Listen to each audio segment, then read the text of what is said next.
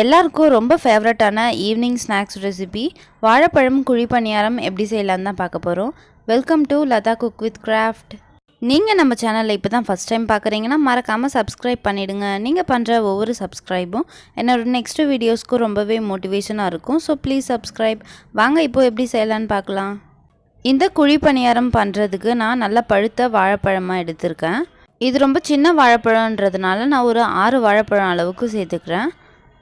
இதை நம்ம ஒரு பீட்டர் வச்சு நல்லா இதை பீட் பண்ணி எடுத்துக்கலாம்.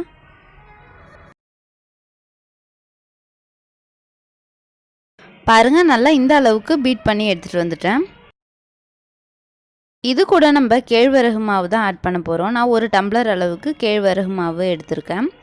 நம்ம எந்த கப் அளவுக்கு மாவு எடுக்கிறோமோ அதில் 1/4 கப் அளவுக்கு அரிசி மாவு சேர்த்துக்கோங்க. நான் வெள்ளைப்பாகு ரெடி பண்ணி வச்சுருக்கேன்.